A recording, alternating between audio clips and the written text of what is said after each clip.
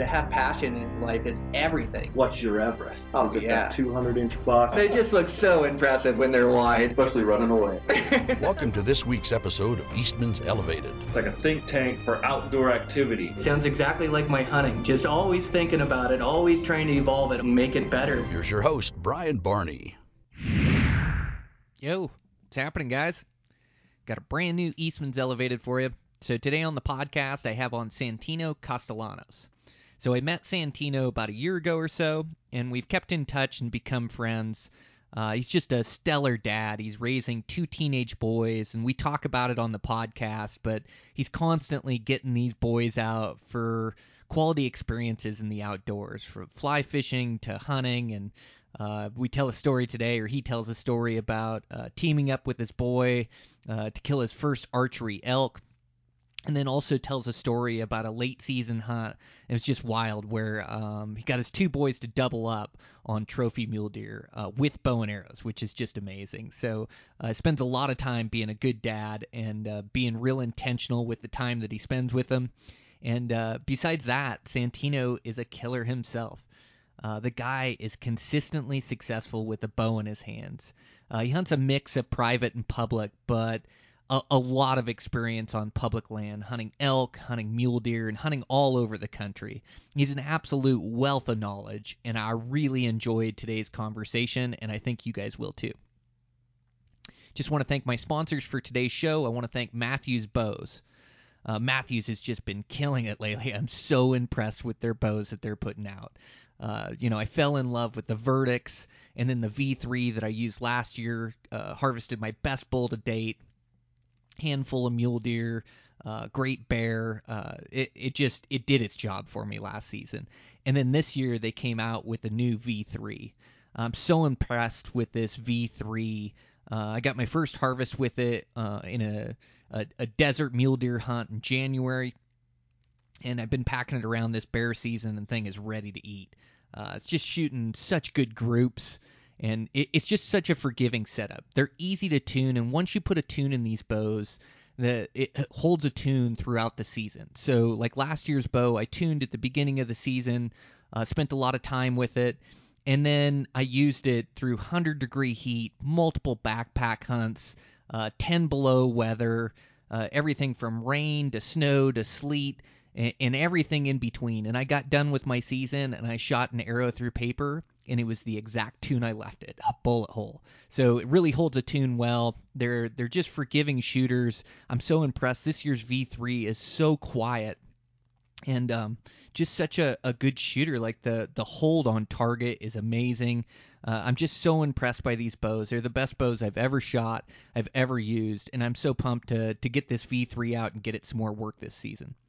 So if you guys are in the market for a new bow, make sure to shoot these Matthews. You shoot them side by side with any other bow out there, and I guarantee you're going to love this bow. So make sure to check them out. The new one's that V3. I really like it. And thanks to Matthews for their support of the podcast. I also want to thank Zamberlan Boots.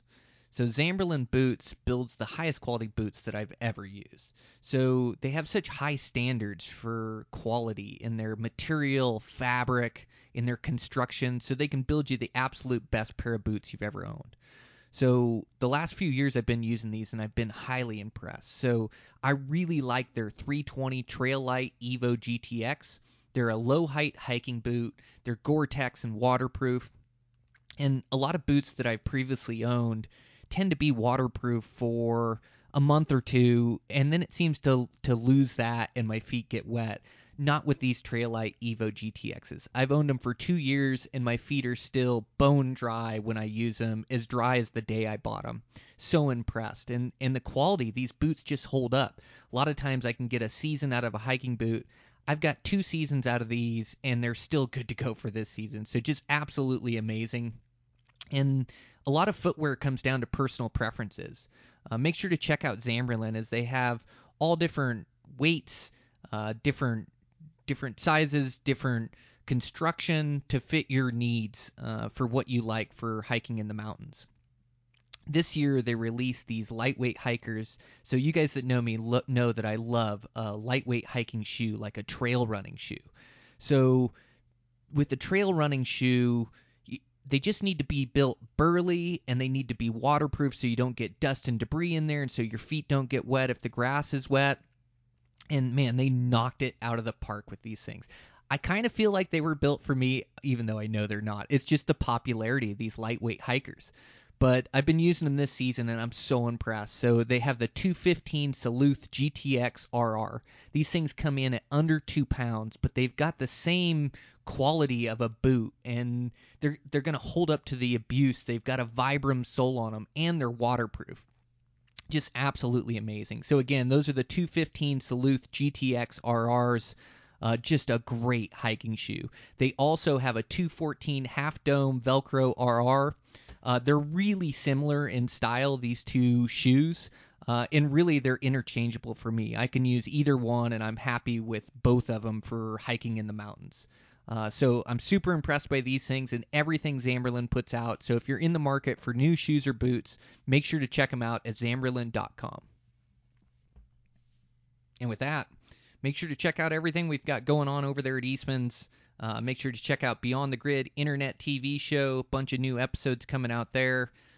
Check out the magazines, Eastman's Bow Hunting Journal, Eastman's Hunting Journal. I believe the next Bow Hunting Journal I've got a couple articles coming out in I'm super excited about. One that's on extreme backpacking, and the other one's on evolution of a bow hunter. So two really fun articles that I really enjoyed sitting down and writing. And yeah, make sure to check out Tag Hub. That's our internet research tool. They're always updating and improving this thing. Yeah, the thing's a beast. I used it all season to figure out which tags I was going to apply for in which states, and hoping a few of those come through to fruition for this season. So crossing my fingers for the draw for sure. And man, with me, I'm just in the middle of bear season here. It's finally started to get good here the last week. So I've just been hitting it hard, burning the candle at both ends and trying to get my work and responsibilities done, and then get out for evenings and get out for weekends. So had a close call on a chocolate last week, and I think I'm up to about a dozen bears. A couple of those are grizzly bears. I kind of count those in my bear count as well. But yeah, saw a sow and a cub grizz the other day. And then this weekend went on a big backpacking trip. And so it was a solo backpacking trip, just a couple days, but put on a bunch of miles. Reminds me how that pack weight is just such the equalizer. I'm a little heavy with my pack, heavier than I want to be for a 2-day trip. But part of that is trying to carry that Glock 10M with me, and then spotting scope, tripod, and then my good camera. So that alone has got me upwards of 30 pounds before I even put any gear in there close. Maybe not quite, but yeah, it just reminds me how good a shape a guy's got to be in. It's easy to cover miles, but boy, you stick that 30, 40 pounds on your back, and it sure slows progress and puts more exertion on me. So it just reminds me I just got to train hard for season and get my body, ready for this exertion and ready for taking a pack everywhere I go, because that's the name of the game. But man, it's just been awesome. Got some really good excitement in the last week, and hope to have more. Get these podcasts out here today, and got some Barney construction work to do, and hopefully this evening I'll be back out looking for a big Bruin. So with that, let's get into this podcast. So this is a really good one. I really enjoyed this conversation with Santino, and he's one of the guys that's consistently successful that maybe you haven't heard of before. But he's really well spoken. He's got great insight, and I really enjoyed it, and I think you guys will too. So, Santino Castellanos, Eastman's Elevated. I'm your host, Brian Barney. Here we go.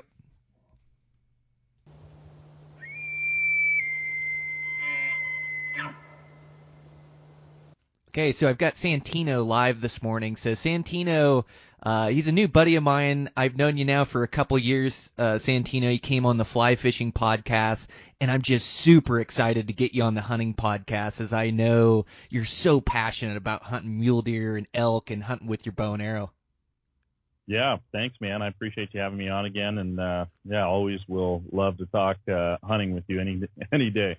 So Man, it's great. It just it amazes me like how many great Western hunters are out there, and I come across, or every once in a while I come across somebody new that I haven't been following, and you were one of those guys for me, and so we became friends, and we kind of have a text chain going and check in with each other on hunts, and Man, I mean, some of the critters that came across my text message feed this year just blew my mind. You have two grown boys that you're able to bow hunt with now, right?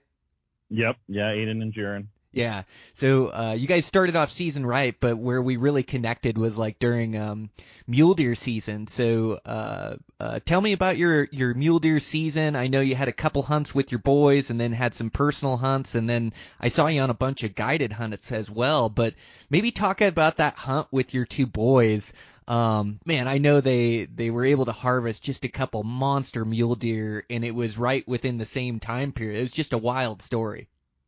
Yeah, so I've guided for probably over the last decade, off and on, and part of guiding up or pulling back on that is really primarily just because both my sons are really getting into bow hunting, and they've always been into hunting, but with the bow hunting side, like, it just extends the season, right? So for them to be able to get tags and get some great youth tags, I've been very selective on hunts that I do guide on. So this year I did guide mule deer hunters. I had a father-son duo for a week, and that was great. But the hunt that I was really looking forward to is both my boys had a later season Colorado archery-only mule deer tag.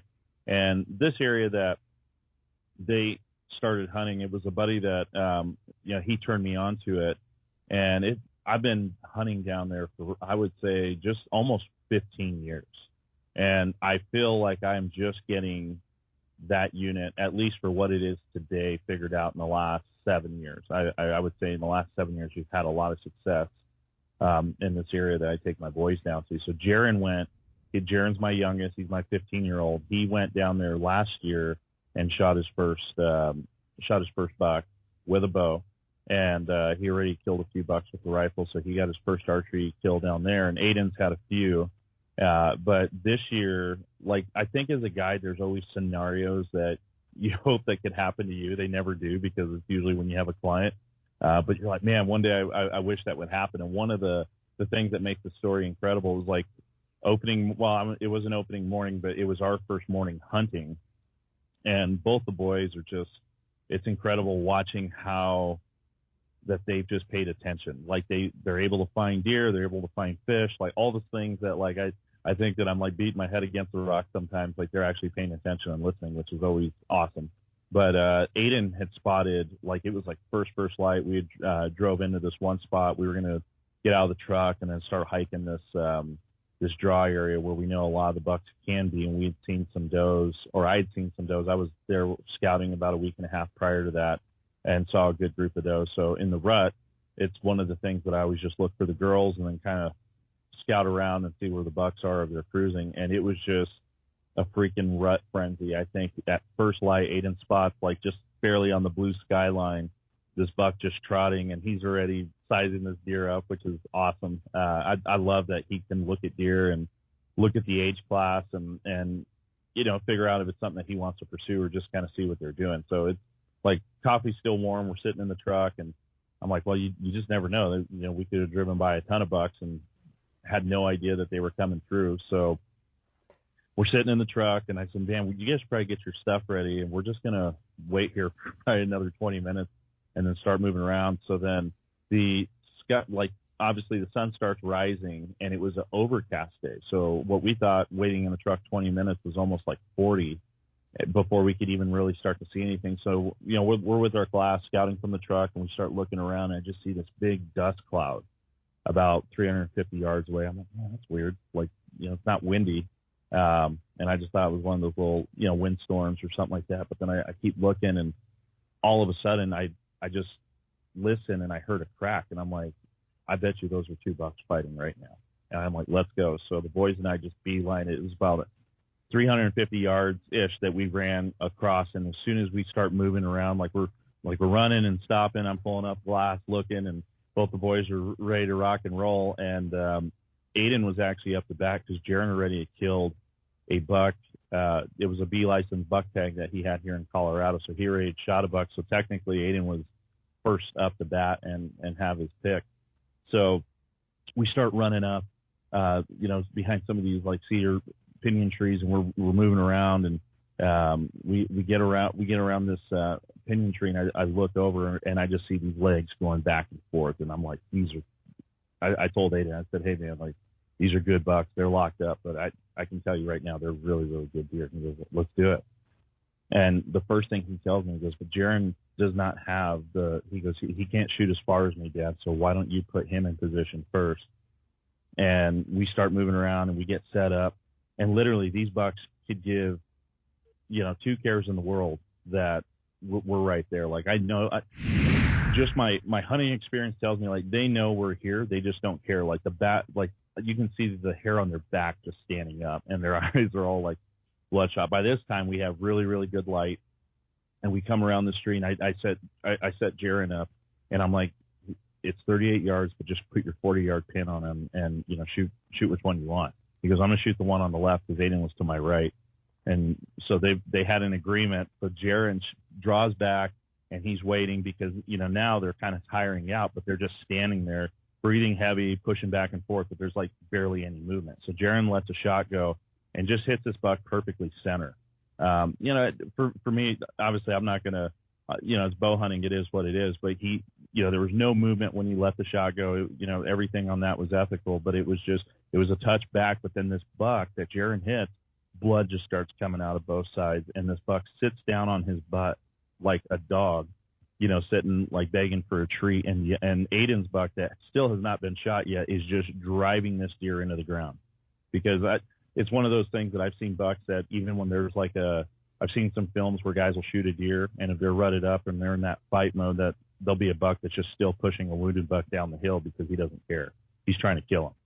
So, anyways, this buck feels like he gets momentum, and then he gets locked up, and now he sees us. He realizes something's going on. That buck's starting to, he's dying basically, and he's trying to pull back, and then Aiden's to my right, and I see him draw back, and I look back, and Aiden has enough hunting and killing experience where I don't have to coach him anymore. And his shot was like 57 yards, and he hit this buck perfectly. Like he hit him really tight behind the shoulder, but when he hit him, that buck ended up turning his head, broke away from the other buck, and then he ran down the draw about 150 yards and then bedded up.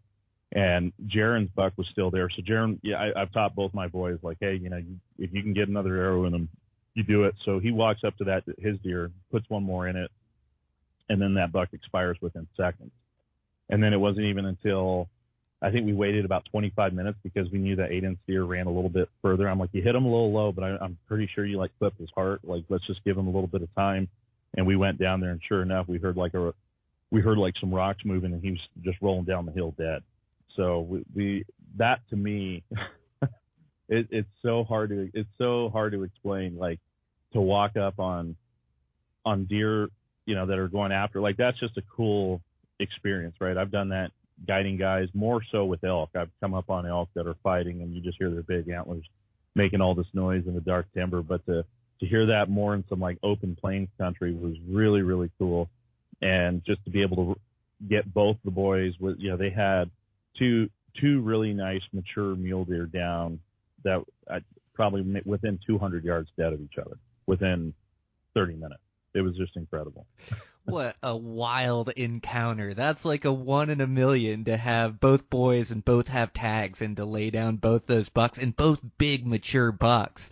That is absolutely wild, man. You are living the dream, like to have two boys that you raised right, and not, they come with you for the experience and to spend time with dad, but they've kind of found their own passion in hunting where they love it, and now they've seen the payoff and they're working hard at it. And as well as I do, to harvest a mature mule deer with your bow and arrow is so extremely difficult. To keep your cool and to make those shots like those boys did, man, you had to be so proud. Like, you had to just be brimming with excitement and pride in your boys, and to be able to lay down two mature bucks like that is just wild, man. Oh man, well, and it's like surreal. Obviously, there's always tears and stuff, and I think that based on my social and the way I post, like I think some people, that I've heard the term like you're an easy guy to hate, like in joking. It's just because of the lifestyle. Like I wanted to design my life to be able to do what I love to do and what my passion is, but also have my kids involved. And I know that, my entire family. And I think that that's something that you don't always get, and that's okay. Like, I'd be okay if I didn't get that. But the fact that I have it now, and I might not get it forever, like they could tire out or they could be one of those things that change. But like the thing that I'm realizing more and more is that, like, Aiden's 17 now, and in a year he's going to be stepping out and, you know, leaving the roost and doing his thing. And to me, that is one of the things that, like, hunting really, it reminds me of. Now, don't get me wrong, I'm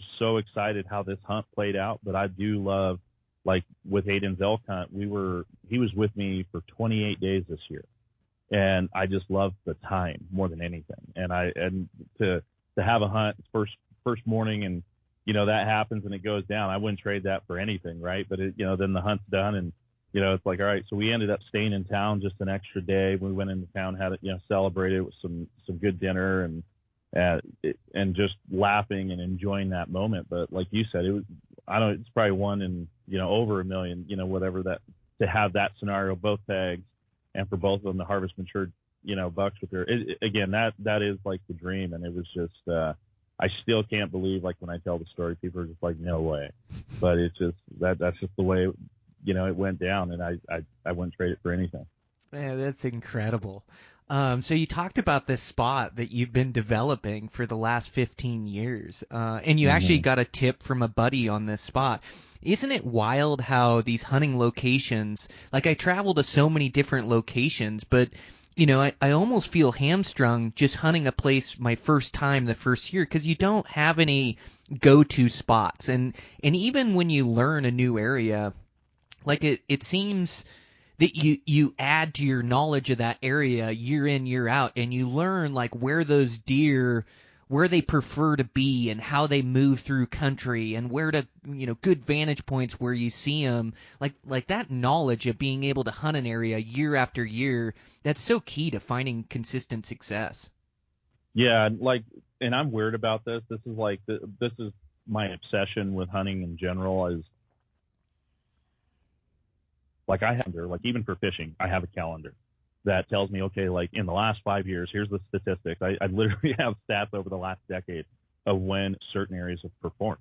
And primarily for me, because I really feel that I'd rather be lucky than good any day. And I do feel that there's a lot of luck that goes into it. So it's weird. Usually I kill my bulls historically before the 14th of September. All my bulls, I've had I've had 2 elk archery kills that have been any time after that. And for this specific area, it's usually within this 7-day spread. And those are the things that you know, some people think it's weird or whatever the case is. I don't pay too much attention to, like, moon phase and all that. Like, that's not my thing, but I always follow a calendar of when we've had the most success and most rut activity, even if we don't harvest, like, just when we see bucks that are doing what they're doing. And, like, to give you an idea, when we were breaking down Aiden's buck was the furthest that we had to pack out. It wasn't a hard pack out, but he broke him down, threw him in his pack, and that right there is also really cool to see my sons doing that part now. Like, they're doing the process, and Dad is just, you know, sitting there with a big smile on his face. But there were bucks running around us for I would say for the entire pack out. Like, we'd come out and we'd see a buck, you know, a couple hundred yards away that was working his way over. And, you know, there definitely had to be a doe that just went in the heat, because it was just, probably saw 7 or 8 bucks that morning, including the 2 that they killed. So it's just, when I look at that, it's like, okay, I'm going to note this day, this time, and know that, you know, we'll just see what it looks like if somebody draws that tag again next year. But it's one of those things that we just, you know, that I pay attention to it's all the little things, in my opinion, that helps you become even more successful, because then you can just start, again, like fishing. We just got back from a fishing trip a few days ago, and because of our calendar, we switched it up. We went a little bit later, but we had an amazing time catching really, really nice fish. And it just, it's all those little things that I try to do to make those moments a little bit more successful, if you will. You bring up such a good point, Santino. The timing of hunting locations, and that goes for elk or for deer, is there's timing to these spots. You could go in the best spot in the world, but if your timing's off, you don't see a buck in there. And it just it brings it to the forefront of my mind, like the areas that I hunt. And I love that epic rutting action that you're talking about with bucks everywhere. I find that same in my hunting. Like this year, the buck I killed, I think I stalked 3 bucks that morning and saw, 7, 8 bucks, and the rut just went off. But you're so right as the timing of a location. So my deer spots, I have a spot that actually hunts really good October, right in the first few days in November, and it's almost like a staging ground for these bucks. And they're starting to move for does, but some of them are bachelor herded up. But this is like where they stage for the rut. And now I can go back to this spot in November 10th, and the bucks have already left this area. They're no longer in this area. They've moved on, And so like November 10th, then I have to hunt a new area that's like a rut ground. And like you said, where there's, a couple different drainages, and there's 50 does in each of these big drainages, and these bucks just frequent through there, and then that's where I ended up killing my buck. But if I go to that spot in the 1st of November, I'll only see small bucks there. So I just think it's so important, that point you made about timing. And like, to switch gears to elk hunting, like elk are so nomadic, and they move through country, and it's about knowing a bunch of good elk spots and then heat checking those spots for when those elk are in there. But I know when I first started hunting elk, I had a calendar, like you say, that 2nd week it was good in this area, 3rd week it was good in this area, 4th week, it was good in this area, and then post-rut, when they get in the big groups, they come out in these areas. Or if I get a big snowstorm, like I think it's so important, that point you made about timing and really writing down the dates. And I have found that those dates can, for the most part, they're fairly spot on, but they can shift a few days one way or another. Do you find that as well with your spots? Oh, sure. Yeah. Like the date thing, I don't want anyone to hear me wrong. It's not that it works out on the same day or the same time, but I would say that there's about a week buffer within a certain day. So I find like, okay, out of, most of my bulls I've killed primarily between like the 7th and the 11th of September. In that range, like that's when I kill my bulls historically. So with that, it doesn't mean that if I go out on the 7th, I'm just making sure that I'm in the field at that time, because I know for me and the success that I've had, that's when it happens for me. And I know guys that are a week later than me or whatever it is, and it's always interesting on how that works out. Like it's I don't know, it's something that I can't even explain other than I just pay attention to it, and we have a lot of success doing that. Yeah, same here. And it's just fun to compare notes with somebody that thinks that same way of that timing. And what's interesting is that you like those early season pre-rut, or I guess it, and it's different in different, areas as far as, where you sit is farther south than where I hunt. But, the majority of my bulls I kill in October. Up here in Montana, right, which is wild. This year I killed one right at the end of September, and I did kill one the 3rd week of September as well in a different state. But that's wild that a lot of your success comes early. Do you think that's because the elk, you find the elk are not spooked out or condensed in an area during that time of year? Or do you think that your tactics favor that early season kind of pre-rut when those bulls are looking for cows? Or if you had to put your thumb on it, what would you say your key to success is for that time of year? Well, so that's a tough question, because like that has been true for me in Utah and in New Mexico, in completely different environments where I've just harvested bulls. So I would chalk that up to luck. But for my Colorado spot, like the elk that I'm hunting are usually up really high, like above timberline, and they're staging from their summer area to like I would call like the rut area, which is not far from timberline. Don't get me wrong. There's a lot of guys that are killing bulls really, really, up high and right at that timberline mark. I try to get them like where they are just staging and they're starting to work their way down. And one of the areas that I hunt down below, right around 7,500 feet, like there's a ton of private that starts to happen.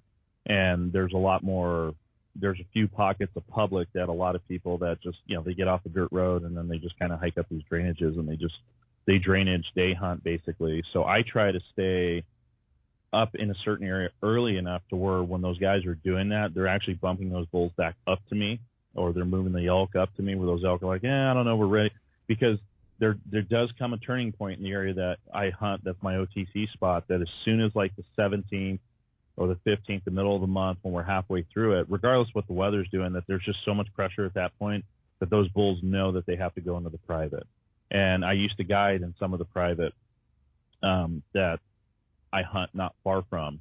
And we, as guides, like those last 2 weeks for us were primo, because we had enough pressure from the public guys that we knew that the last 2 weeks were just going to be money. Like we would see mature bulls. But the thing that I've tried to learn from some of these guys, like in Utah, like Ryan Carter's of the world, and Ryan's a good friend. He just like I admire, like he literally treats elk hunting like whitetail hunting. And for me, that's always like when I see guys that are constantly getting it done, I always ask what their tactics are and how they think about it. And a lot of these guys will sit water holes, and that's not necessarily my jam. I will do that to shoot a mature bull, but I also am just really passionate about bulls coming in, scream. You don't know what they're going to be until they're within, bow range, and seeing, what kind of bull it's going to look like. And I really, really love that. And what I'm starting to realize through like raking and a lot of, I would just call it like post rut,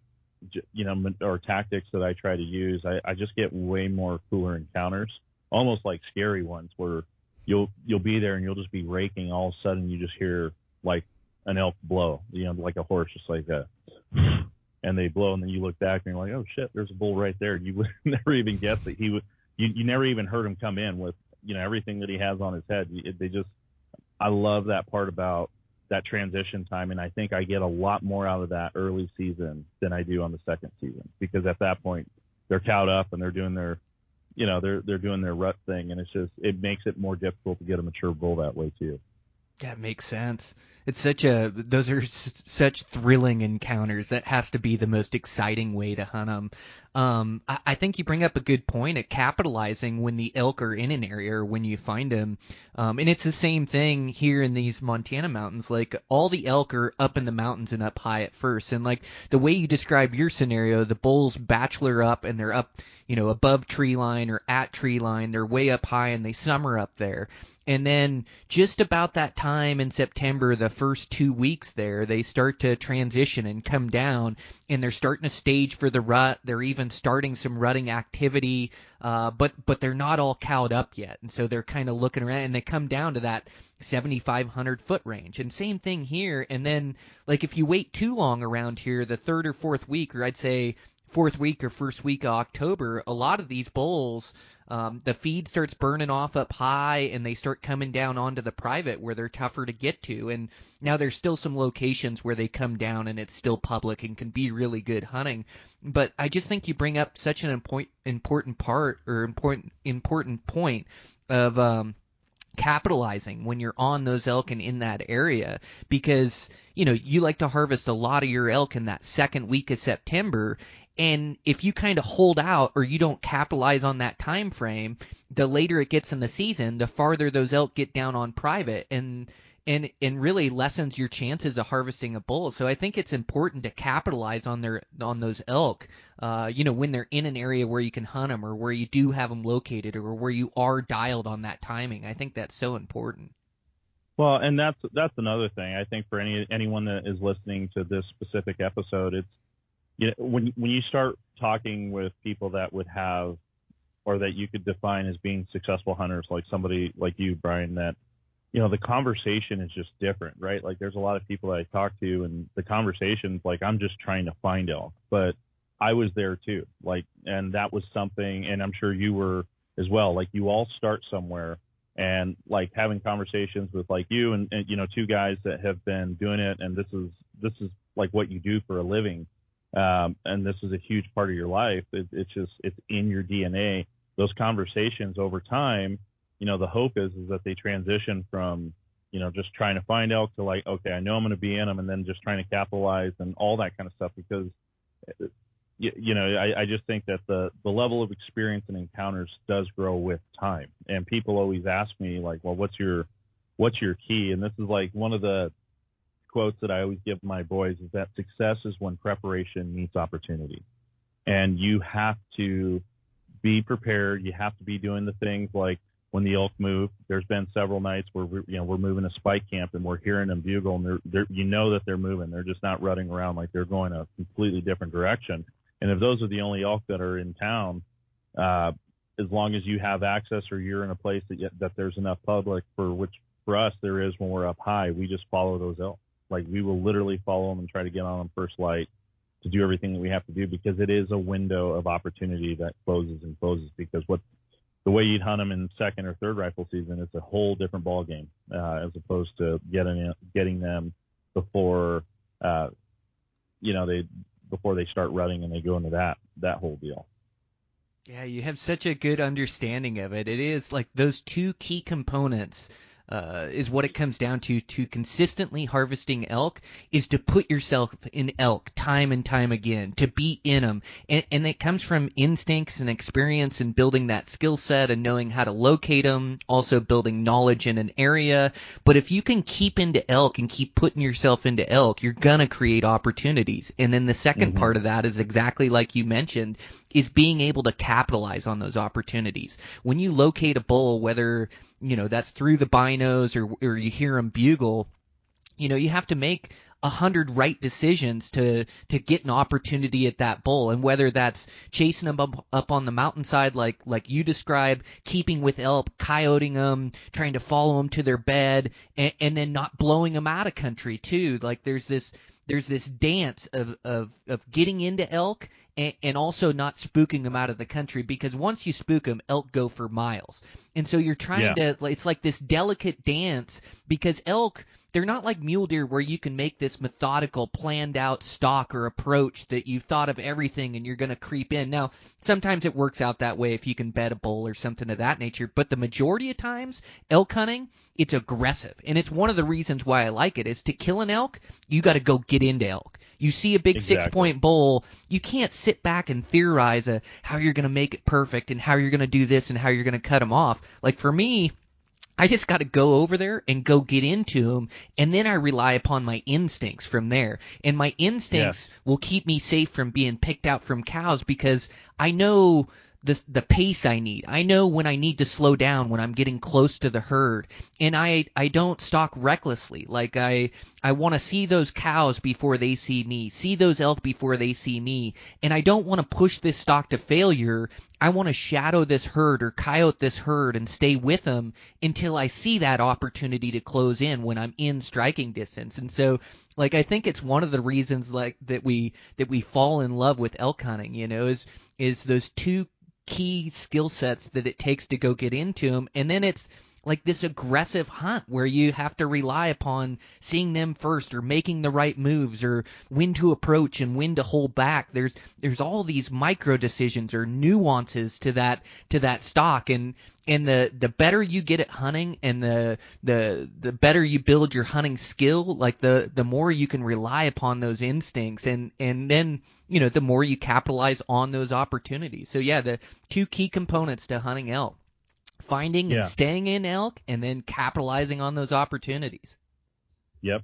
Yeah, that's really one of the biggest things that, again, we talked about. It's time. It's a lot of time. Like, one of the things that was very consistent across the board, I wouldn't even just say in Colorado, but like I have buddies that were hunting New Mexico and like Utah.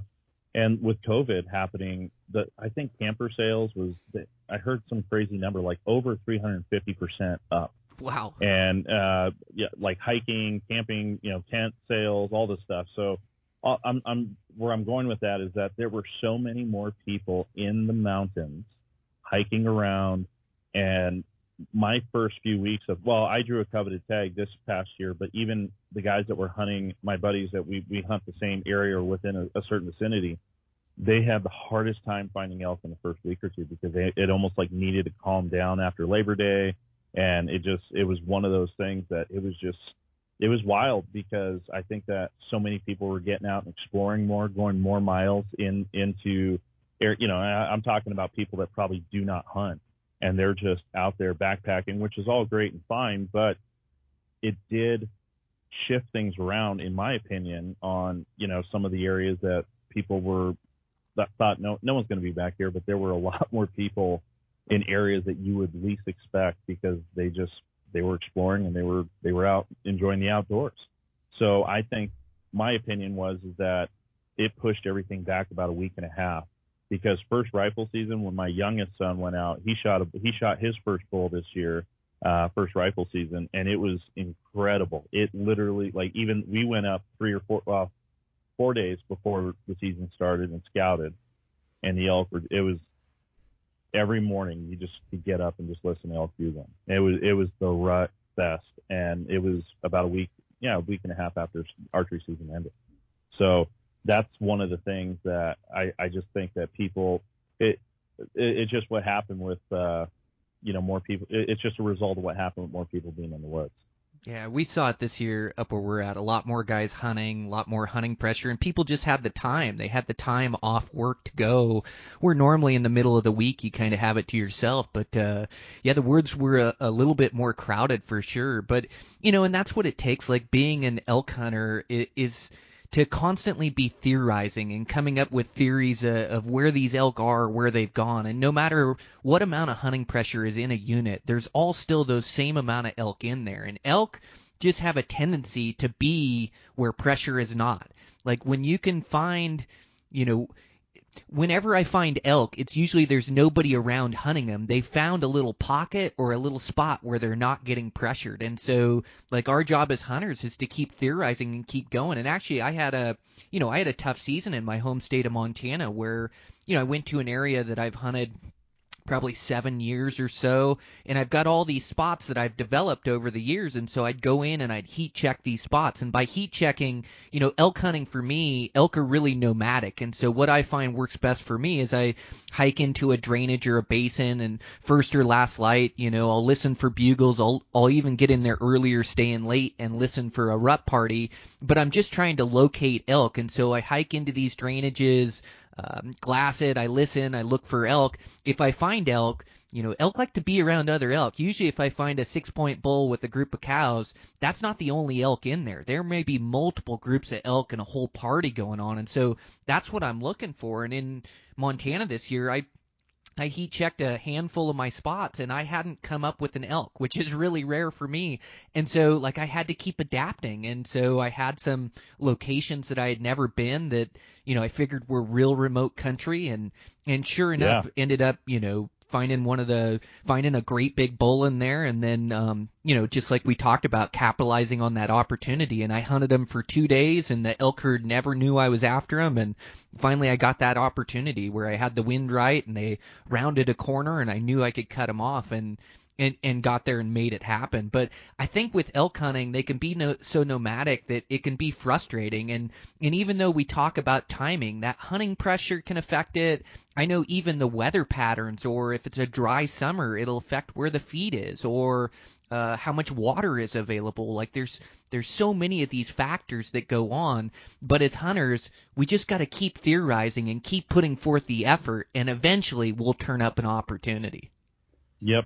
Yeah, and that is exactly it. I mentioned earlier I drew a coveted tag here in Colorado, so I went down to an area that a buddy had. It was the Bosque de Oso, so I think in Colorado that takes around 11 points, or 10 to 11 you can draw it, and I think for non-resident it can be up in that 16 to 18. And it was a very challenging unit because the bulls were still bachelored up. The rut just came way later, and the Bosque is surrounded by the Hartice Ranch, the Hill Ranch, that a lot of guys from, Primos, and there's a lot of, the Hill Ranch is known all across the country. And then there's, I think it's a Vermejo Ranch. So that's one of Ted Turner's places, and he owns on the Colorado and New Mexico side. So it is the land of really big elk. It was a very challenging year because one of the drainages we had, Aiden and I, he went up with me and we pre-scouted. We had 14 bulls in one drainage, and all it took was some, just inexperience, and that whole, I kick myself. I'm blaming me. That whole idea of, hey, don't talk to anybody in camp. Don't say anything, like where you found the bulls. And I felt so dumb, but also trying to honor the guy that told me to put in for this spot. But literally first morning by 6, I think it was like 6:17 a.m. Like it was like sunlight was just coming up. You could hear bulls milling around. Yeah, we had some guys come in, and they came in through the bottom, like the gut of the drainage, and it was 2 guys that teamed up together that drew that tag, and they blew every single one of those 14 bulls out of that drainage by 6, like within 10 minutes. It was like not even 6:30, and all those bulls ran up, jumped over the fence of the hill ranch, and these bulls were running like they had just been shot at numerous times, which no bulls had been shot at, but they just were so spooked. But it was the one water source within several miles, which after that first opening morning, I didn't see an elk for 10 days. The next elk I saw was one of the bulls or it was the bull that I ended up taking. And again, they were like in a bachelor group, but those were that in between that, those 10 days were very, very long. A lot of miles. Like it was, we were averaging. So this area in the Bosque, there's 2 camp spots, but everyone usually camps at I guess it would be the east campsite. So this year there was only 5 archery tags let out, and then there was 5 muzzleloader tags let out, and then 5 bear tags. So you have 15 guys, or I'm sorry, well, in certain parts of the season when muzzleloader starts, you have 15 guys in that unit, but then you also have 5 mule deer tags. So now you have 20 guys potentially at the worst where it's the most crowded, and that just made it even more challenging. But again, I ended up taking a great bull. He never heard a bugle in that unit once, but I got 2 arrows in a bull that basically I had to wait. Colorado, I'm not sure if Montana got hit, but we got all hit with like a snowstorm at the very beginning. I think it was like the 7th of September or the 8th. Like it got really, really cold and it snowed down here. And it was awesome because then you could see tracks, but we weren't seeing a lot of cows, which is always a nerve-wracking thing. If you're not seeing cows, then when they start rutting, they're going to go wherever the cows are. And if you're on a place that there's not a lot of cows, which there isn't, it makes it really, really challenging to try to intercept the bull or pull him from, a bull that's already in a herd of cows. Like he's not going to come if he already has a bunch of girls, as you know. So it turned in, there were some ups and downs, but there was a lot of miles that ended up paying off, because when the sun finally came out and started melting everything off, I started, again, transition. I'm like, there's some amazing south-facing slopes here.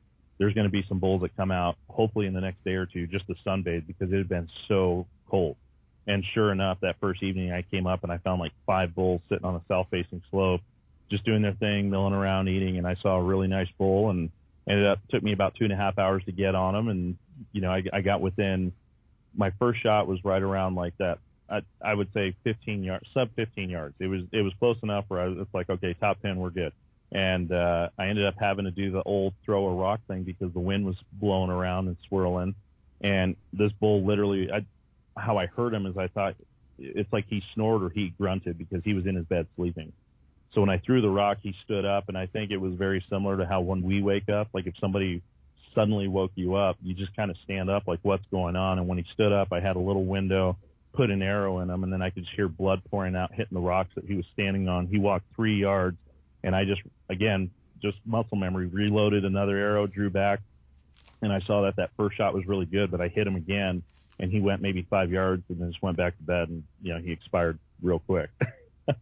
But it's that tenacity when you get thrown. Like it really, everybody was kind of having the hunting blues. I think out of the muzzleloader guys, the archery guys, and even first rifle guys that drew that tag, and you're talking muzzleloader and rifle, those points are in the teens, like 16, 18 points for that unit. Didn't even see or take an elk. I was the only guy that shot a bull in there, and that's not to boast on me.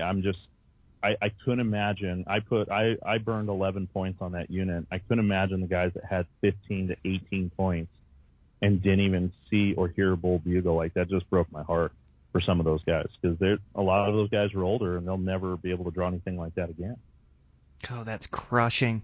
Good on you, but a testament to your effort that you kept putting in, day out, hiking those miles, and then you're theorizing, glassing those south slopes, after that snowstorm, and figuring out where those elk had been and where they went. That tenacity and determination is really what turned the tides for you. But even drawing a coveted premium tag does not guarantee a big bull. It does not guarantee any bull or even good hunting. And I've been fortunate to draw some decent tags in my life, and I don't know, like I hope I got some more premium ones to come, but a lot of hunting these premium units, I don't think you can just sit by and wait until you draw a premium unit and think you're going to go kill your great big 375 bull or whatever the case is. Like, I think we need to build our hunting skill in these over-the-counter units, these easy-to-draw units, and be hunting elk each and every year and be facing those same challenges each and every year and have to come up with solutions, have to keep putting forth effort, trying to figure it out. Because when we do draw one of these coveted tags, we don't just show up and the elk die and a great big 6-point comes out broadside. Like, you got to hunt. You got to go for it. And there's no guarantees on these good tags that you're going to even find epic hunting. And so you have to have your skill set to a level where you're proficient in different types of terrain, and you're comfortable not finding elk, and you know what the next move is, and you keep that mental side sharp. There's so much that goes into it. But I think for guys that love to hunt elk, I think you have to find a way to hunt them each and every season so you get your skill set level to a point to where you can be successful when you do draw one of those coveted tags, just like you did. Yeah, and that's one of the guys that started me out with guiding and was definitely a mentor and really sharpened my elk bow hunting skills. And I put it that way because, like, he would always say the same thing, because I probably asked too many questions. He was like, Santino, at the end of the day, you just have to let the elk teach you. And what he's saying is you have to be in elk. You have to watch them. You have to know, like, the biology and everything that they do, just because that's the norm.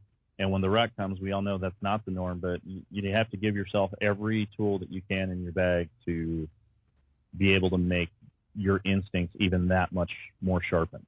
And like exactly what you were saying, like, I feel like, it'd be fun to hunt with you, but I don't even, like, when I go in on a stock, or it's like, okay, this might happen, it is so instinctual, and I'm just watching everything. I'm trying to do everything right, but even when I've done things wrong, it still can pan out. And like you said, yes, if the only point of me bringing that up is that, like, I hunted my freaking butt off in miles and miles. I think by the end of the season, well, again, Aiden and I went and continued our hunt for Aiden shot his first archery bull.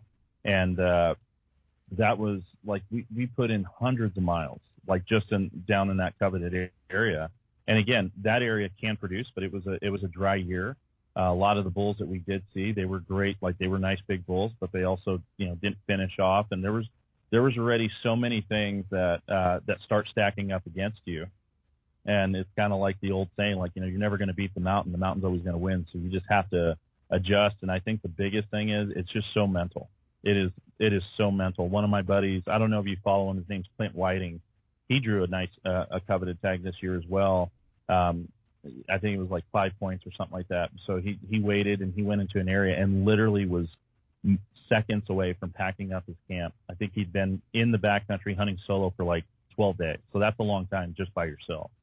And he was ready to hike back to his truck, and he starts packing up camp, and all of a sudden here's a bull whistle around, 10:15 or something like that. It was later. And then before you know it, within an hour, he had a dead bull. God, and that's cool. But that is hunting. Like, for me, I went into this area feeling like, okay, I'm going to see bulls at least every 2 days. Like, I'm going to get into them. And like my public land spot, when I took Aiden got an OTC tag, and we went in there, and like every day we were in there, we saw. I have way more rut activity, way more bulls that I was seeing in my public land spot than I did in an area that took me 11 points to draw. And to your point, there are no guarantees. It's really, but the other thing is, I've been hunting this area for about 14 years, so I can walk it without a headlamp. I know exactly every little drainage because I have so many hours and days of my life in this area that I hunt. Yeah, hunting a spot like that gives you confidence too. When you have so much experience in there, you kind of you've been thrown a lot of the curveballs and overcome them before, and you just know where a lot of the elk hang out. And it seems to just give me more confidence, like knowing an area like that. But yeah, you couldn't be more spot on. You got to tell me about Aiden's elk hunt. I think you said 28 days you spent, and it is so extremely difficult with a bow and arrow. That's why I'm just so impressed, and I really like your oldest son, Aiden. I had him on the fly fishing podcast. He's just a great young man. But tell me a little bit about your guys' elk hunt and just the drive and tenacity. Like, that's what it takes day in, day out of just grinding. 28 days is a long elk season. Yeah. So Aiden hunted with me at the Bosque, just being my right-hand guy. And he wanted, he was taking photos and doing all that kind of stuff and then helping call. And he had to go home for 2 days so he could, they had something with school that was kind of opening up with COVID. So he had to go home, and we ended up, or his mom, my wife, Cassandra, came down and picked him up. He went to school for like 2 days, and Murphy's Law, that's when I shot my bull. So came home and got everything situated, got the bull to the meat processor and all that, because I knew as soon as he congratulated me on my bull and was asking me about the story, he was so bummed because he wanted to be there for that moment and help with the pack out. He just said, well, hey, I don't want to be selfish, but like, can we go on my elk hunt? And I was like, sure. I'm going to get your stuff. Let's go. And one of the nice things about the area that we, or the way that we were going to hunt it, is I was going to bring my camper, and there's an area that we can get into Wi-Fi. So I've really just, it tears me up, but if I can go into a spot, hunt the morning, hike out, and just do these like, in and outs, and then get to base camp and just have time so he can do school, that's primarily what we focused on, because I think he had to do like check in online for school like 3 days a week. So that's the way that we were going to go out and hunt this week. That way he didn't technically have to be out of school. And that's honestly one of the biggest things I did enjoy about the situation that we were in with COVID, because it just allowed him to do school from hunting base camp. So basically we went in for 5 days and we hunted, it was like 13 for Aiden's bull, and we didn't quit. And in that time we had Clint called us, I think on the second or third day of Aiden's hunt. We were in the elk, and Clint's one of my really, really near and dear friends, and he got a bull down. So we packed up, drove a few hours to his area to go pick up and help him pack out his bull. And one of the guys that ended up helping pack out, who was kind of like, and this is what I love about hunting, there was just guys that were willing, but part of the trade-off is they said, hey, can you kind of point us in the right direction? And these guys weren't going to be hunting too far from us. So I put them in a drainage that I hadn't even hunted in probably 5 or 6 years. Second day, our buddy John shoots his first archery elk bull. Oh, wow. So then Aiden and I go in. And that, to me, honestly, Brian, was probably, I was frustrated. I was not with anything, not with the guys that killed bulls. I'm very protective of the time that I have with Aiden. And I just, it was almost like that sense, and I'm just being fully transparent. It was that sense of selfishness where I was like, man, I don't want to go help pack out another bull because we're on elk right now. And I dealt with that with Clint's. But as soon as I saw Aiden, and I told him, I said, hey, Clint got a bull down. Aiden's first response, well, let's go help him. I'm like, well, he's like 3 hours away. He goes, let's go. So we got in the truck and did that. And to have it, that was Aiden's first real pack out, because we were, it was about 5 miles in. Clint's a mountain goat, so we were about 5 miles in, and we packed it all out in one trip. And I'll tell you right now, that right there just changed the game for him, having like a real archery season with him helping me out, and then going and packing out other guys' elks. And then I think it was the second to last day, he was starting to get tired. So Aiden and I, we've been on this crazy week. It's like 10 days. Mom's calling. She's like, are you guys good? I'm like, yeah, we're not leaving until Aiden wants to be done. We're not going to hang it up until he says, all right, I had enough. But I kept reminding Aiden, like, listen, you can be done whenever you want to be done. I know it's hard, and this is just way different than what we've done in the past. However, you will be thinking about this moment like all the way up until next year. And to give you an idea, in 12 days, aside from helping 2 other friends pack out elk, Aiden had one close encounter within 30 yards. It's just he couldn't thread the needle. It was in dark timber. I called a bull up, So he already had several encounters with elk and got close, and he didn't even care. He was willing to shoot a cow, which in Colorado it's a either sex over-the-counter archery tag. So he just really wanted to meet. Well, it was the second to last day where I had this conversation with him, and he just said, "No, we're going to go to the end." And I said, "Okay." So it's the last day, and I said, "It's not over till it's over." And it was the evening. We had seen some elk, and we were getting close, and we're just sitting on this ridgetop, and we're cracking jokes. And I think in that much time, you just get to know somebody, even if it's not your son, if it's just your hunting partner. You get to a certain point where you're just seeing a whole different side of them, and you're learning more about somebody that, you live with every day, which was really cool. But we started hiking out, and I said, "Yeah, let's just check this one drainage one more time." Because I said, I knew these cows had went into this drainage the day before, and we never saw them pop out. So he said, "All right, let's do it." So we went up there, and I kid you not, we went probably 250 yards, and I said, "Well, I'm going to just get to the top of this hill and look up where I could see the saddle of this drainage," because they usually come out to feed, and there's a creek that they'll come down and drink from. And sure enough, I saw legs, and I get my binos, and I see elk, cow, cow, cow, and they're working their way right down to us. And everything was right, the wind was right, so I just get Aiden set up, and calling wasn't really working. They were pretty quiet, and I end up getting him set up, but then I drop about 150 yards below him, which is really, really far to even try to call. But I figured, worst case, if that bull goes off or I hit a cow mew, it's going to be far enough where it's not going to blow him out. And one of the things that we were dealing with is anytime in all the other encounters that we had, I felt like there was if we were within 100 yards and we cow call, they would go the other direction. Like they had lost interest. It was just weird. Or I just suck at calling, which I don't think that maybe it was that way this year. But anyway, so I see Aiden, and I see cows, and I see him draw back, and he's letting all these cows pass him, and I see the tips of these antlers. I'm like, okay, there's a bull. And it was a great bull, and all of a sudden I can't even see the bull, and I can just see Aiden at full draw, and I can just see the top of his head, and I can just barely see his bow and his arrow. And then I just, boom, he lets that arrow go, and then I hear a whack. And I'm like, okay, he hit him. And then that bull ran right past Aiden and ran about 40 yards in front of me, and then just went down into this dark timber. And I said, I just couldn't believe it. And I'm just getting all choked up. And Aiden's looking. I'm just putting my hand up, like, don't run down. Just stay up there. We're not going to move. We're not going to do anything. And we gave it about 30 minutes, heard a crash. And Aiden has lost, I think it was 2 years ago when I took him rifle hunting, he lost the bull that we never found. And that's just part of hunting. Whether you want to believe it or not, it just can be. And with archery, even more so. So I just said, you know what, let's just back out of here. Let's go make a mountain house. Let's just, cook some dinner up. And he goes, really? I said, yeah, we need to. I want to just wait. And then while we were eating, we heard another big crash. And I was like, I'm happy we waited. I said, I think he's done now. So I think it was probably almost an hour and a half that we waited. And then we finally went down, and he was probably 80 some yards just down on this log. And I think what happened was that we heard that crash, and he sat into that, and then he just threw himself over, and that was the second crash that we heard.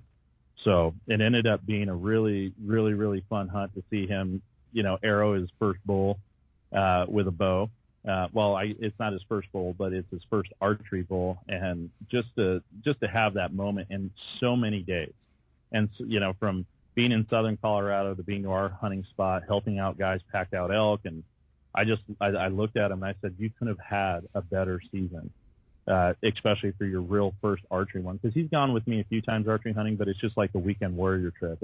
It's nowhere near where we're just basically living out there, and we're not even going home for a few days. We were just out there, and to me that was probably I don't know if I'll ever get another season like that with them, in the sense of it'll never be the same, I guess is the way to put it, because he's growing up and all that kind of stuff. But it was just, I'm so happy that I could have that with him, and looking forward to that with Jaron this year. That is incredible. God, what a great story.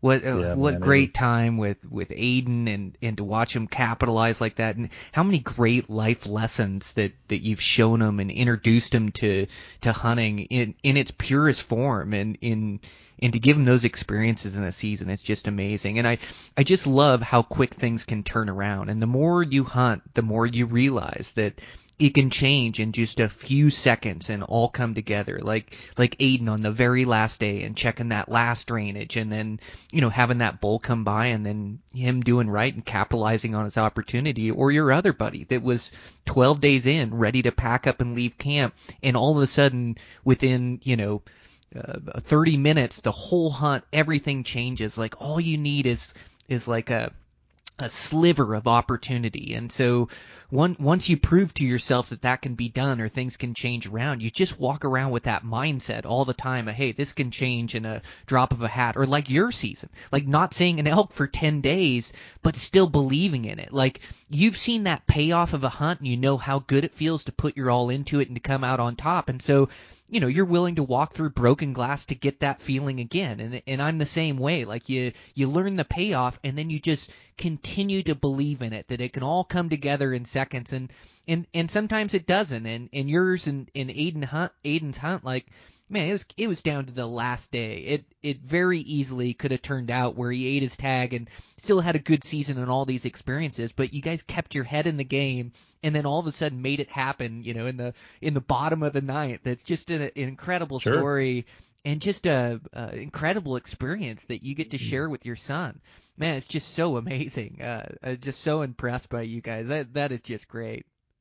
Well, and I think there's kind of, there's a lot of stuff that goes out there, into the world, and like on social media, and it's kind of like, must be nice, and all these different things of how you could do it. And I think what people tend to overlook is, like I told you, just in that one area down where my boys shot their mule deer. Now I got 15 years down there.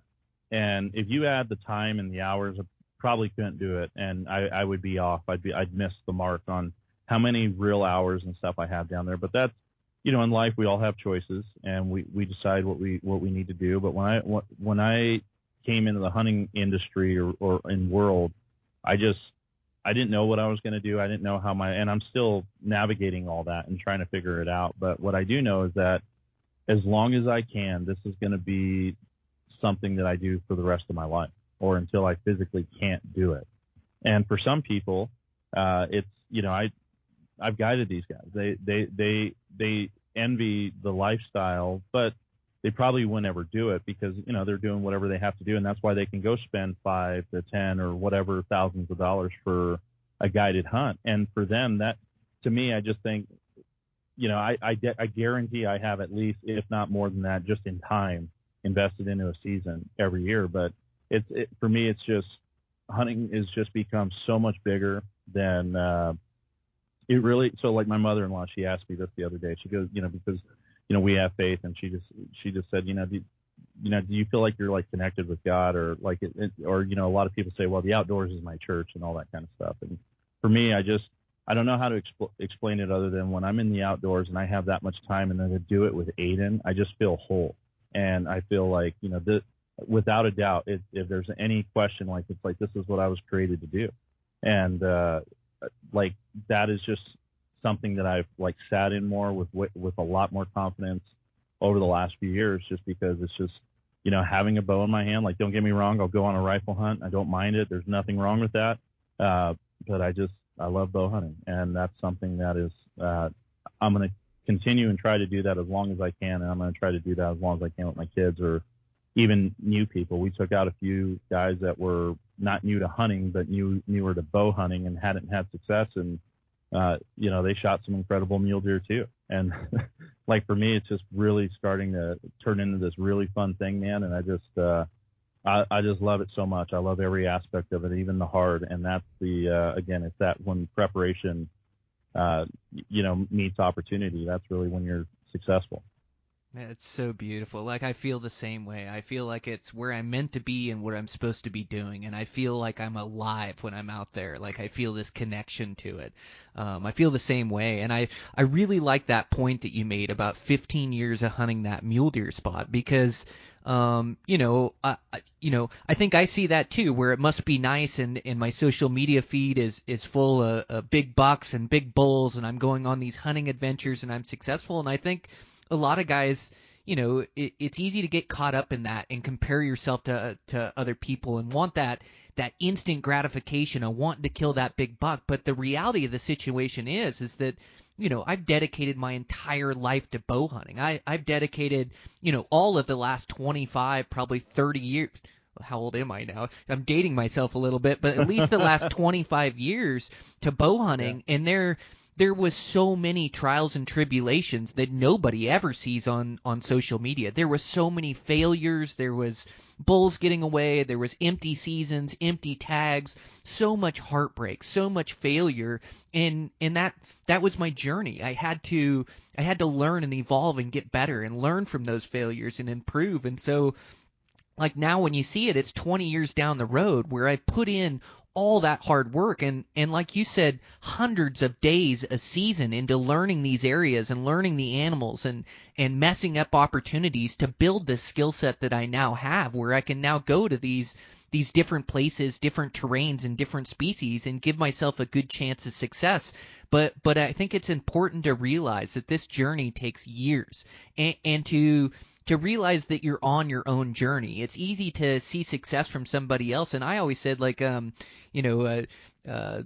I don't get lucky. Like, I have to grind, I have to earn it, I have to work for it. For me, it always felt like it was tougher than it was for everybody else. But now that I get to a point where I have this skill set and I have all this experience hunting all these different places, success just seems to find me. I don't have to, I still put forth a ton of effort and I absolutely love it with every fiber of my being, but it's like success comes way easier nowadays than it did in the beginning, where I'd do anything to arrow a big 6-point bull or a big 4-point buck in the high country, but I just didn't have my skill set there. And so I think it's important to realize that it's the long game, not the short game, and to enjoy the entire process, like you said, to enjoy the training, to enjoy the scouting, to enjoy the hunt, and to enjoy it when you're not successful. Because if you're only enjoying the triumph or the success or the recognition you get, you're in it for the wrong reasons, and you're never going to get to that place of being consistently successful. You have to enjoy the whole journey, the whole process, enjoy all the hardships, enjoy those bulls beating you at that game you want to be good at, or those bucks outsmarting you, or making the wrong moves. Like, enjoy that entire process, and that's how you become a consistently successful hunter. Yeah, and that's and which is life, right? I think that, to your point, there's so many like I don't know if the analogy will resonate with anyone that's listening, but like, if you're going to be good at something, you have to really just put the blindfolds on and grind, and it's the hard that makes it great. And I just my background, like, I grew up in Westminster, and I had a lot of cousins that I got caught up in my cousins that were just not doing the greatest things at a very early age, and like inner city stuff. But there was always this call to the wild and to the mountains.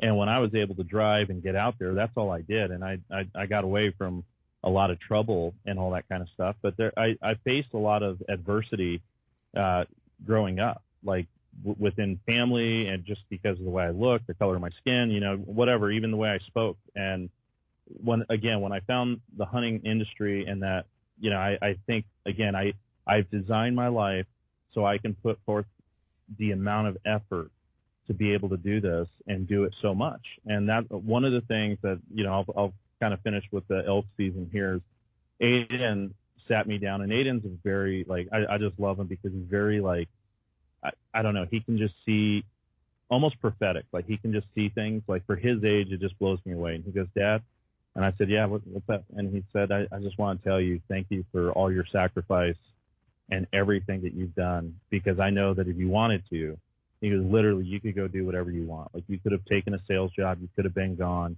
you could have done all these things, and you could have been, made money doing all these things." And I don't disagree with him, but it was more, he said, "But you've chosen a life that you put us first, and that we get to be part of all these things." And he's starting to see that, especially the more and more he's working with me. And to me, that was like, I don't know, without getting choked up, it just, man, I don't know.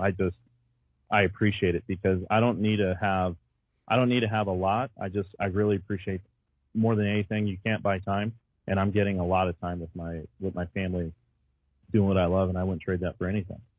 All But right, it's the lifestyle by design. you're getting me choked up. It is a lifestyle sorry, by man. design. Yeah, it's like those decisions we make. It's like what do you want in life, and do you want a ton of money or do you want a ton of happiness? And I think the older I get, or throughout my years, really, it's chasing that happiness. And what truly makes me happy is spending time in the mountains and challenging myself and preparing for these things. And so, I'm lucky. I found my passion, and you have too. Before I let you go, you got to tell me that story of that giant non-typical buck. So you had a good season for mule deer as well, not only helping a lot of guys come up with their first archery bucks and helping your boys, but you also had some success. I saw this giant deer come across my text message feed that had so much mass and so big and heavy and dark horn, man. That was a beautiful buck. Yeah. So there. Without giving away too many secrets, there are certain tags that are amazing tags that you can look up, like on the Front Range, and I've been doing that for several years, where you can get like a B license tag and an A license tag, where you can actually harvest 2 bucks in the state of Colorado. Which some guys are going to hate me for saying that, but it just is what it is. And a lot of that country, it's private land, and I don't. Again, I'll go do work. My sons and I have done work, and people that we've met. We have some people that we've met that own, enough acreage that is actually huntable, because it backs up to public land, and then, deer can come on to their place. And the short of that is I had just helped a father-son duo I was guiding just down in southern Colorado, and the father ended up shooting a night. Like, he passed on so many bucks, and his name's Ken, great guy. He wanted to see his son shoot first, so his son shot a really, really nice first, typical, like 155-inch class mule deer, which is amazing for your first buck. And we packed it out, which his son got the full experience that he wanted. But Ken, the dad, was holding out for like a wide buck, and it came down to the last morning of his hunt. So it was a 5-day deer hunt. He shoots this buck, and I'm getting these text messages from my buddy that lets me go hunt on his place, not far, just right off the Front Range. And he said, hey, man, the deer are starting to move in. And, people have kind of knocked that Front Range, what we call like that Front Range hunting, because they're like, oh, you're hunting backyard bucks. And I would challenge anybody, unless it's like a certain area that you can't hunt, but like the areas that you can, you just don't see those deer until maybe you might see these bucks 3 or 4 days out of an entire season. And if you see it, and it's even a smaller window to say that you saw them on the place that you actually have permission to hunt. So that is something that people, they overlook, and they think it's easy, but a lot of these places we've never had to pay other than with our time, or, bringing gifts of thanks or whatever to, like, bringing some guys some beer or some elk meat or whatever it is, to have access to hunt a place like this. So anyways, I get this call, and I said, I'll be there probably in the next day or two. So that was kind of how we left the conversation. So I'm helping out my client. We're wrapping up, celebrating, packing up camp, and, really just enjoying this awesome deer that my client Ken took. I think the buck that he ended up shooting is like 27.5 inches wide inside on his main beam. So just a stud deer. And we end up, I get a call from my buddy. I didn't respond till like dinner. And he said, literally, I just saw the biggest buck. I was driving into my place, and he's like up on the ridge, and he's coming down. He's going back up, chasing these does. I was like, I'll be there first light. So I ended up staying the night at camp where I was guiding, got up at like 2 a.m. in the morning, drive all the way back, towards home. And I pull into my buddy's place, and I park my truck, and I'm just sitting there, and it's still really dark. I got there pretty early, and all of a sudden I see does starting to move. Not far from his fence line. They're coming onto his fence, and this is like at the edge of his property. So I start working in. I said, well, they're going to go hit this ridge, and I just kind of have an idea of where the does are residents for sure, but these timber bucks was what I call them. These mountain timber bucks just show up. So I didn't even get a look at the deer. Like, first thing, I just said, I'm going to go to that ridge and just sit there. Got the wind right, and then all of a sudden I see does that start working their way in, and I see this buck, and I'm like, no freaking way. And when I had him at 32 yards and I drew and the doe bumped out, so he followed her and I thought it was over. And then he ended up circling all the way around and I ranged. He was 56 yards, drew back, and ended up, just the shot went through and I hit him right behind the shoulder, and I literally just watched him run up the hill probably about 20 yards, and then he just stopped and just started pumping out. And the truth is I knew he was a great buck, but I didn't know how great of a buck he was until I actually walked up on him, and I'm like, are you freaking kidding me? There was snow on the ground. You saw the pictures, and it was super cold, but it was one of those things where I was like, I cannot believe how, because that deer, when I even sent you pictures of him, like looking at him front, like he looked pretty narrow. Like he's not and I'm not trying to pick him apart and sound like a mule deer snob, but it's not like he's just this great big wide deer. He's super heavy, and then he has double crowns on his back, G2s and G3s. And I was just blown away. I was like, are you freaking kidding me? Like, and a few of the guys, including yourself, I had to send you all the angles so you could really, really see how big this deer was.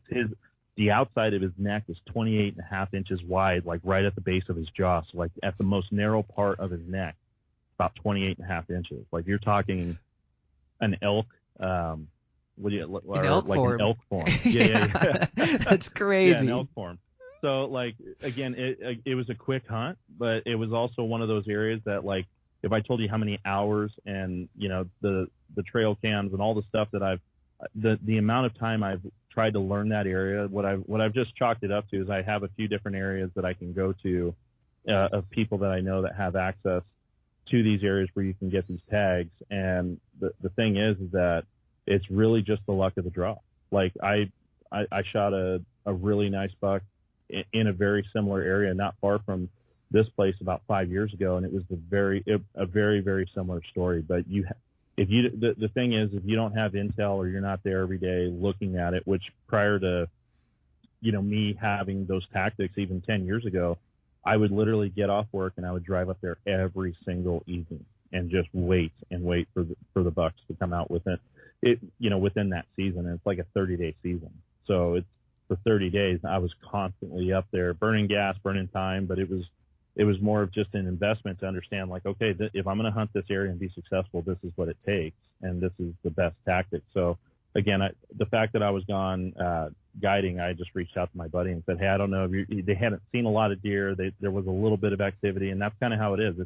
It's hit or miss depending on where the does go in the heat and when those bucks come out of that dark timber, which you'll never ever see, except, like I said, for maybe 3 or 4 days out of the season. That's been my experience. So it was awesome to connect on him, and it just added to, like, what an incredible season. I still am pinching myself more over my boys and what they accomplished, but it was awesome to get a great buck like that. Again, just capitalizing on opportunity. And then I think us do-it-yourself hunters, I think we have more into a successful hunt than anybody else out there. I mean, you talk about paying the fee to trespass on a ranch or something of that nature and having to drop 5 to 10 to go on a hunt, but you add up all the years and time and scouting effort that we put in to learn some of these units, like for you to be able to capitalize on a great non-typical buck like that, like it way exceeds writing one check and going to hunt it for a week. Like it's the same thing with these spots that I hunt. The mule deer spot that I hunt, I've been hunting there since 2007 and continue to gain information every year. But I put 10 to 20 days in a season, over the past 13 years, 150 days. And not to mention, it's 7 hours. It's across the entire state, there and back. Wow. Every time you're burning $200-300 worth of gas. And in my early days, I was a weekend warrior. I didn't have weeks off. I had to work all week, and then I'd jam down there on a Friday and hunt it for the weekend. But it's this knowledge and gaining this knowledge of an area. It takes so much to learn it, and it's one of the reasons why, I share information about successful hunting. But as far as my hunting spots, I have so much into learning them and learning how they work and how they operate and the way I hunt them that I have to hold that information close to my chest, because it does just take so much time and effort to develop a spot. And it sounds like that's exactly what happened on a lot of your hunts. Is just the time and effort you put in years past is what created the opportunity for you. And then having that good hunting skill set that you've built over the years, you're able to capitalize on it. And yeah, I think the thing that people overlook. So I just found this. Well, I guess I've heard this before, but I didn't put a lot of thought or investment into it.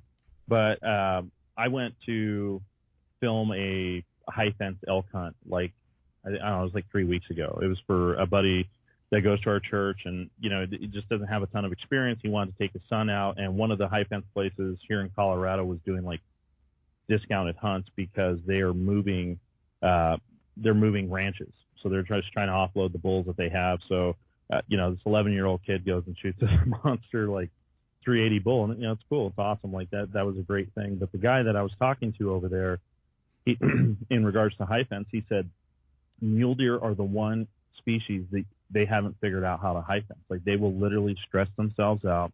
They'll kill themselves trying to go through a fence just to get to another buck to fight them. And he went through it in so much depth. And he said, whoever finds out how to high fence mule deer, because I was like, are you sure? Like you can't, and maybe you can correct me. Maybe there is a high fence place that for mule deer, but they said it hasn't been done. And when it does, that's like $1 million operation right there. But if that is true, it just also checked me on like how lucky I've been and just blessed to be able to take some of the incredible bucks that we've been able to take. Like Aiden's killed some, he's taken some really, really nice bucks, and Jaren's starting to. And to me, it's one of those things that I'm just like, it's almost like the white buffalo, right? Like it's just, it's a sacred species. I love bow hunting elk. Is like my favorite thing to do, but it's really torn between that and mule deer, especially with a bow, because some of the areas that we're hunting and the animals we're taking, like guys will spend thousands and thousands of dollars trying to kill a buck like that and may never do it in their lifetime.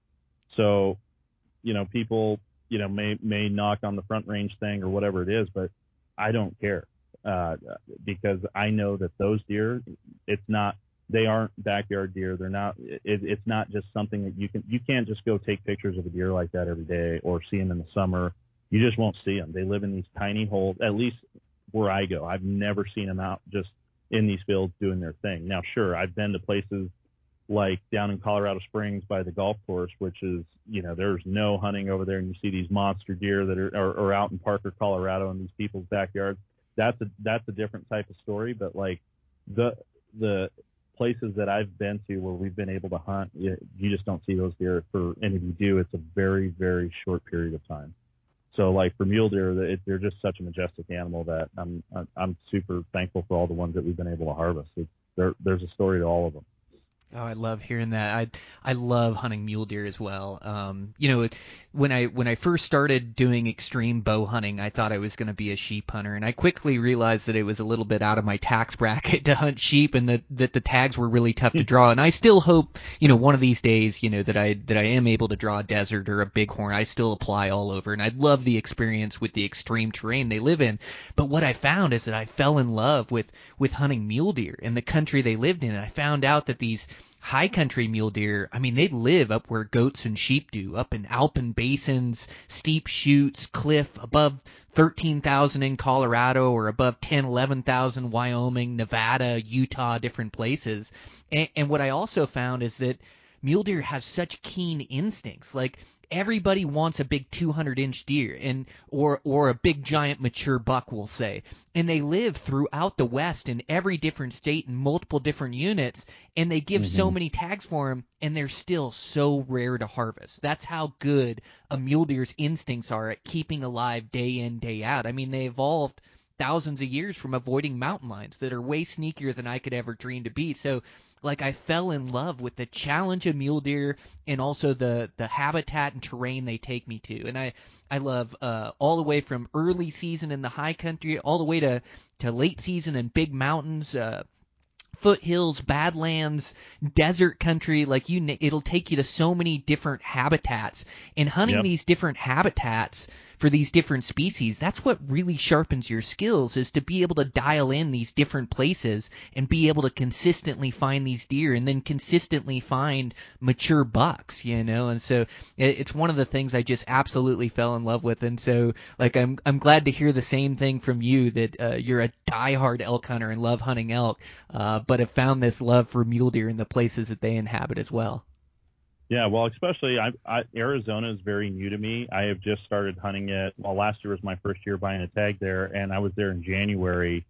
We went there late. The main focus wasn't really to hunt mule deer. We did for a few days, but we were ready to miss the rut. And the gentleman that was out there helping us, he said, if you really want to get in some good rut activity, like mid-December is when it really, really kicks on. And it obviously can go through, it transitions through the state. Like you can follow the rut from the north part of the state all the way down south. So I really, really enjoyed that. But again, that hunt for me this year, going back in December, was pure luck. Like I won't say I got bailed on, but the guy that I was supposed to meet up with had a family emergency, and it was what it was. So I had some pins that I had marked from the year prior. There was a crazy snowstorm that had just hit down there, like in the middle of December, and I just capitalized. I was I think I told you the story. I literally pulled on into this 2-track and I started looking up this drainage, and very similar story to the boys. That was kind of like the consistent thing, like barely just getting out of the truck and I see a buck working this ridge and beeline it up the ridge, and I cut him off, and that was a little bit of a further shot, but conditions were right and it ended up working out. So you never know what it's going to throw at you. It can throw, a whole season of seeing nothing and just, you're at that point, you're just dragging your bow in the mud. And then you have years like last year where, they're just right there. And I love it all. Man, well, it was amazing to keep in contact with you. Like, I really appreciate your friendship, and man, it was amazing to see some of these bucks come across my text message feed that you harvested. Like you just talked about another Arizona deer that you went on a hunt down there and found a nice buck and then arrowed him. I just know how difficult it is out there, and it's so impressive what you were able to do this season. Both for yourself and with your boys, and you just you sure are raising those boys right into great young men. So, man, I'm just so happy to connect with you and get you on the podcast again. I'll definitely be hitting you up again in the future. I really appreciate you, Santino. Yeah, likewise, man. I appreciate you, and thanks so much for the kind words, man. Always happy to be on and talk hunting. Like I said, we could go longer, but we probably got to end her. Yeah, I could do an 8-hour podcast with you, but no, that was such a great information. So, thanks again, buddy. We'll keep in touch. All right, thanks, man. All right, guys, that's a wrap. Fun conversation with Santino. Man, just so much respect for what he does, getting those boys out and showing them positive experiences in the outdoors. That double up on those 2 mature bucks was absolutely wild, and that elk hunt and just everything. Santino's one of those guys that's consistently successful with the bow and arrow, which I know is one of the most difficult things on planet Earth. You guys know as well. Like when somebody figures it out and puts the puzzle pieces together, like I love to listen to those people talk about what helps make them successful and just their thought process and how they view the woods that they're hunting and problem solving and all of it. It's why I love doing this podcast. But Santino was a great guest. It was a great recording. So thanks to him for coming on and sharing his insight. Also, thanks to Matthews Bows for building me my favorite bow I've ever used. God, I'm in love with this new V3. The thing is absolutely shooting for me. So dialed in and out looking for a big bear, and hopefully I run into the right one. But I know that thing is going to do its part and do its deal when I ask it to. Just been shooting some great groups with it. So forgiving, hold a tune. Again, just so impressed by these Matthews. So if you guys are in the market for a new bow, make sure to check out these Matthews and at least shoot one. They're just superb. I also want to thank Zamberlan Boots. I swear these lightweight shoes were made for me, even though they're not. They're just, it's the popularity of these things in the hunting culture. So you never used to hear guys using tennis shoes for hunting, but man, I've been using these things for probably not these specifically, but been using running shoes for 10, 15 years. And through that, like I figure out what works for a hunting shoe and what doesn't. They have to be waterproof so you don't get a bunch of dust and debris in your shoes. And also you can keep your feet dry when you get wet grass. They're also, they have to be able to hold up to the abuse I'm going to put on them. And a lot of these shoes, they make a lightweight shoe, but they just don't hold up. And the minute you start putting 50, 60, 70 miles, 100 miles on them in super rough, rugged country, they start to break down. That's just not the case with these Zamberlans. Man, these are the best hunting shoe I've used. They really are designed specifically for me, even though they're not. But they're my absolute favorite shoes. So make sure to check those out. You can find them on their website, ZamberlanUSA.com. They're the 215 Salute GTX RR. I really like those ones. And then if you have trouble tying your shoes, not really, but you can do the 214 Half Dome Velcro. They're real similar. I think that Half Dome Velcro is just a touch lighter, but you're talking like an ounce or two or something of that nature. I like them both. They seem to be interchangeable for me, and I can use either one for any of my hunts this season. So as much as I like those 320 trail lights, you're probably going to catch me in these hunting shoes most of the season. Really impressed by them. So make sure to check those out. And man, that's a wrap. Got this thing done, and hopefully be headed out bear hunting here before I know it. It's getting good. I've never seen the grass so far behind. It's like 2-3 weeks behind where it normally is, and we just haven't got the warm weather to melt a lot of that snow. And then I hear our snowpack is down, so we really need some moisture here in Montana. Hopefully we continue to get it and things start greening up here. But great backpacking trip this last weekend, solo trip. Man, just covered a bunch of miles. I think I saw 4 bears this weekend, 12 for the week.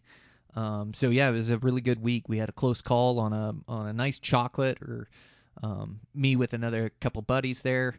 And so that was a fun experience. And then, man, just hoping to catch another one and get a chance at them and earn a stock here. So going to be burning the candle at both ends, trying to get my work and responsibilities done, and then also get some quality bear hunting done. So, man, I'm just pumped. I love being out in the spring season and chasing these bears. It's just such a riot. So, yeah, looking forward to more of that. What I'll do is I'll sit down. I'm going to record another solo podcast, and so I'll record one and kind of tell you about my season thus far. And there's just so many things that come to light as far as public land hunting while I'm doing it, So yeah, just want to sit down and kind of recap the season thus far, and then just talk over, the fall hunting season that's approaching now, and share my thoughts with you guys. Again, it's like it's like a session, or a therapy session for me to do those solos. I write some notes and try to make a direction, and then just hit record and see where it goes. So I sure appreciate your guys' support and the shares and social media and everything like that. It's just been great. So yeah, man, I really appreciate you guys, and we'll keep bringing you guys the best content. I got a couple of really good recordings coming up for you. And let's get ready for hunting season. It's right on the cusp of it. This fall season, it's approaching quick, and we'll be here before we know it. And man, the time to work on our skill sets is right now. And I truly believe that you can show up in any of these areas and be successful if you really work hard on that skill set. That skill set of finding animals and planning your stalks, executing shots. Like, all this stuff comes down to crunch time. And man, it's a super fun endeavor that we have. And yeah, I'm just pumped that I get another season and get to go for it. And so yeah, I can't wait. All right, guys, that's a wrap. I'm rambling on. This is not a solo podcast. This is the ending to a great podcast with Santino. So again, thank you guys for the support, and I'll check in with you next week.